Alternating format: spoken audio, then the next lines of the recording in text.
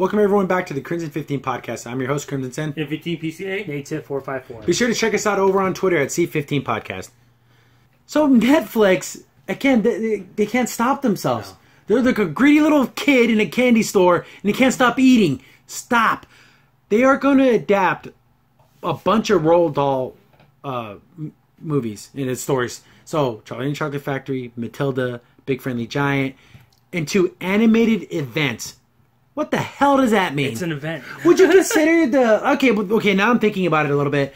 The Charlie Brown's Christmas, is that an animated event? Because it's not necessarily a movie, and it's not a TV series, it's like a special. Well, but back then that made sense because it was only on network television. There was no, internet, no YouTube. I mean, that's kind of been diluted now. Event. You know what? When you say it like that, I think that's what they're going for. Is like these little short, maybe so maybe 45 minutes, maybe at the max. Yeah, but it'll be like.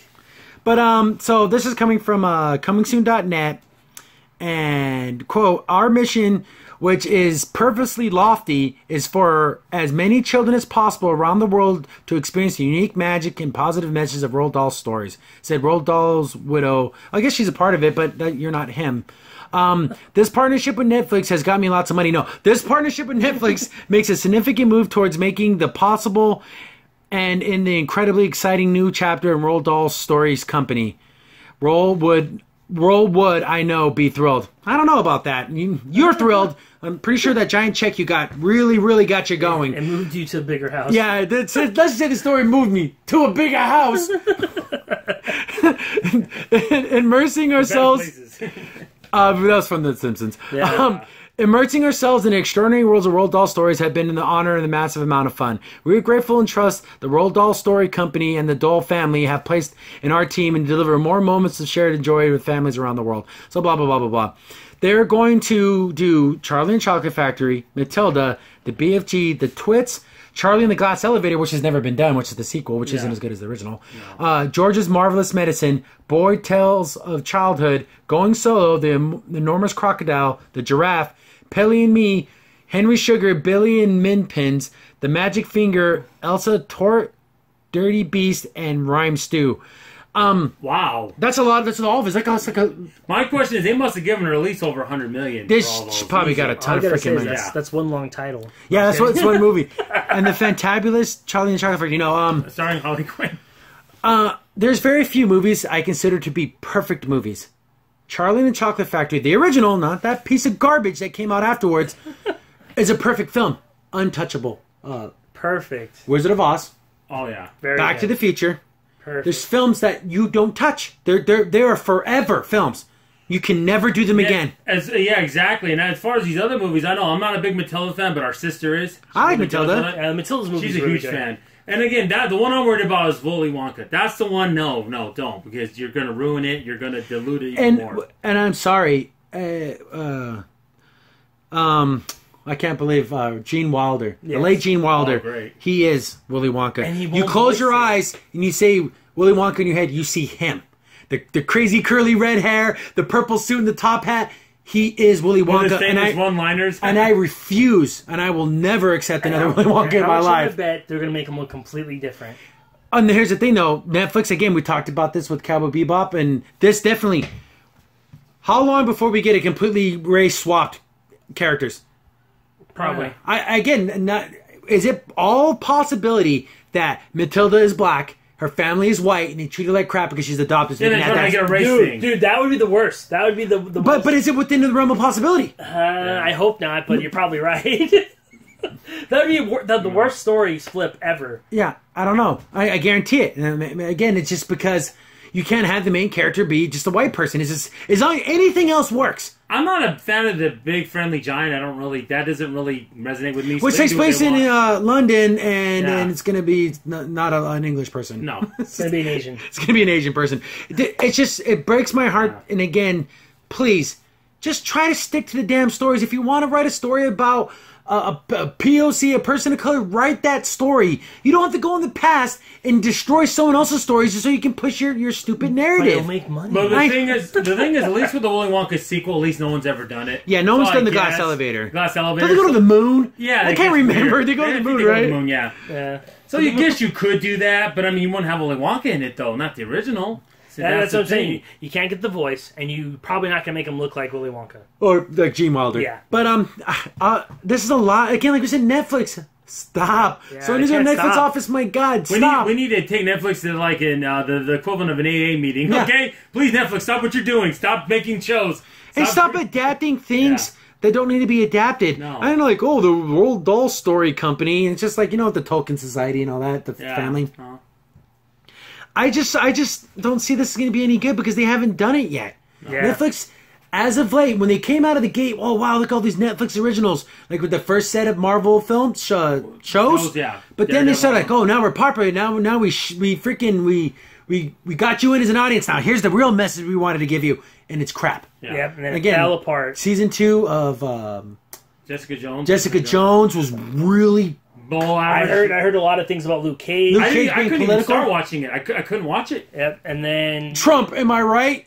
Don't... My God, if they bring in politics, modern-day politics to these classic stories, I think I'd be And done they're so enough. far removed from that. Yeah, I know, but you don't know. wouldn't it be great if Grandpa Joe was like, "Man, I can't get a job in this." Those administration." Republicans. And then it's like, "We live in Germany. It doesn't matter, boy." Yeah, I know, right? It's in England, Germany, whatever. Whatever. You Yeah. can say. You know what's funny? It never says in the movie where they're from. But I remember listening to the commentary, and they're like, it's supposed to take place anywhere in the world. Yeah. To this day, every generation of our family has watched that original, and they love it. The kids still, from 4 years old, watched it, and they sit and they watch the way the candy, the opener, the music. Music. It is perfection. My brother, every time it shows in our local theater, he'll take his daughter to go see it. Every time. And they love it. Yeah. And It's timeless. so it's timeless, and it's an animated thing. So do you go abstract with the animation? Like, just go weird? Because remember, the original books had a very simplistic art style, very stick figure-y kind of, but it matched. And I always liked that art that would be in between the chapters. Yeah. Like in chapter 7, it was like a little art. Well, that's also a very Lord of the Rings token thing. You know, like. Do you stick with that animation? Do you CGI, hand drawn?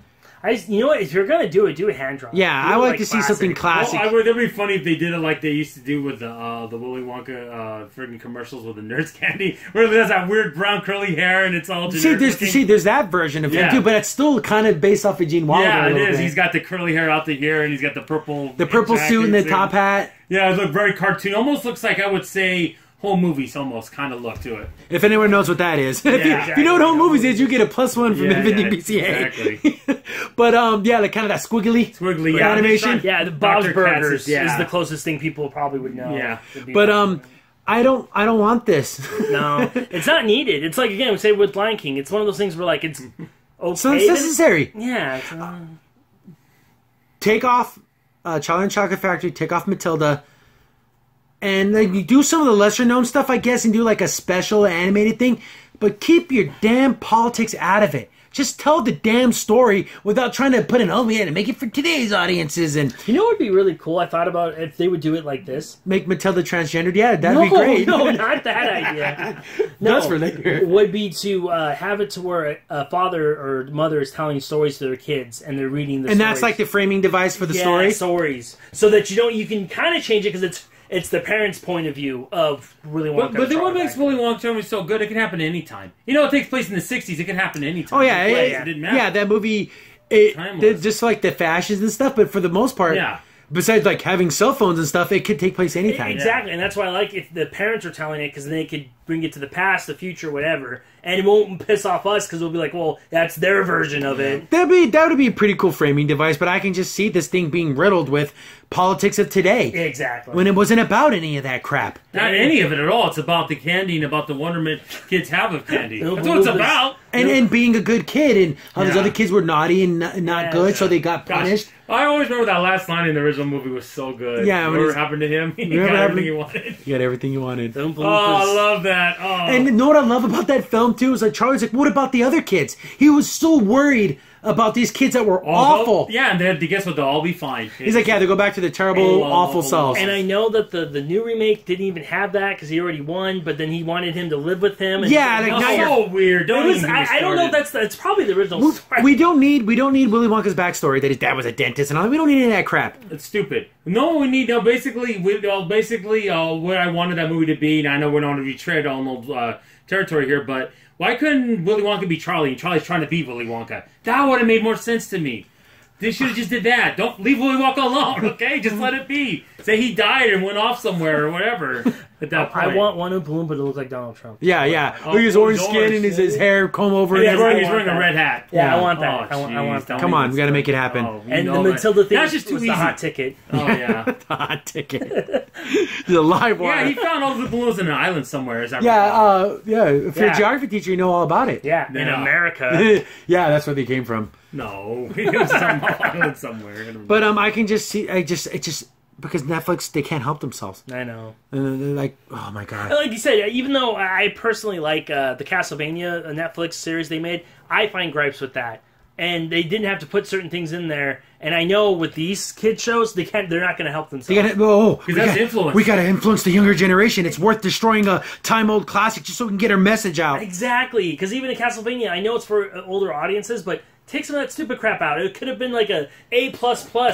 But you had so I'm having a hard time watching Netflix in general lately because of people who are in it and people they hire. I don't want to get too political, but it just just wait till 2020. That's all I'm saying on that one. It's going to be wonderful. Oh yeah. Crimson Sin here. Thanks for watching and be sure to like, sub, and share. Also, for the most up-to-date information about the podcast, follow us on Twitter at C15 Podcast.